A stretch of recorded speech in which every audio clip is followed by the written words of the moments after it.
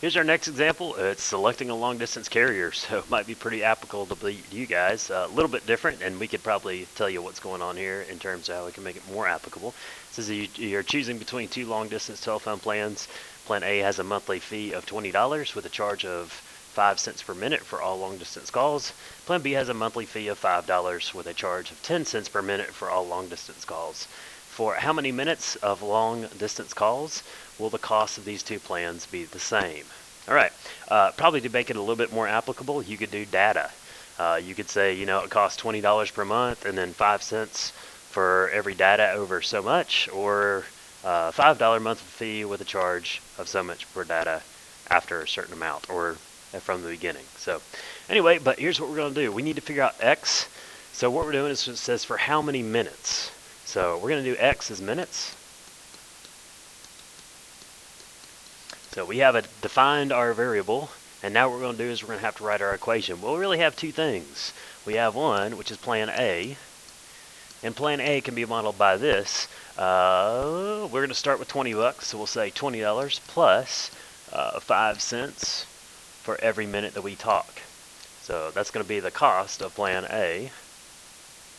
So the cost of plan A. But we also have plan B, and plan B looks a little bit like this. Instead, we're going to start with $5. I guess I can put the dollar sign on there, so that's what we're talking about. So we're going to start with a little bit of $5, and we're going to add to that now. So we'll say plus 10 cents. Whoops, forgot my one. 10 cents for every minute, and that's going to be the cost of plan B. Okay, now what it says is for how many minutes of long distance calls will the two plans be the same? So what we're basically doing in a problem like this is we want the costs to be equal.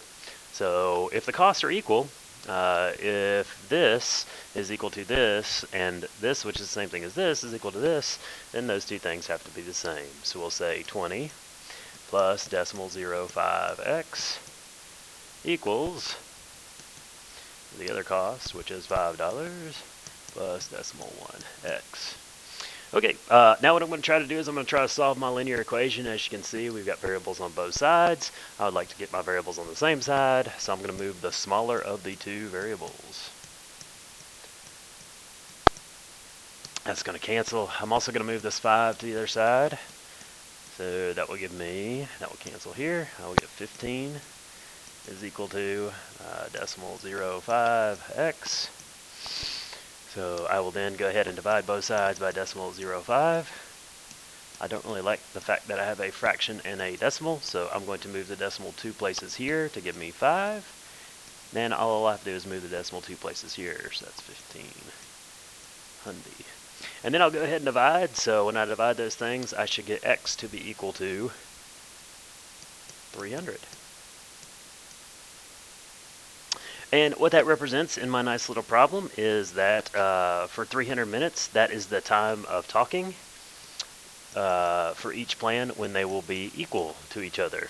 Now, the interesting thing is which one would be better if you're talking less than 300 minutes per month, or if you're talking more than 300 minutes per month.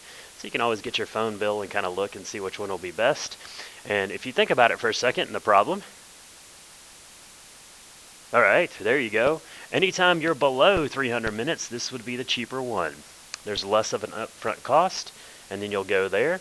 But if you are talking more than 300 minutes, so if you talk 301 minutes, the way it's changing is this is going to go up by 5 cents, but this will go up by 10. So if you're talking more than 300 minutes, plan A is the way to go. Less than 300, plan B.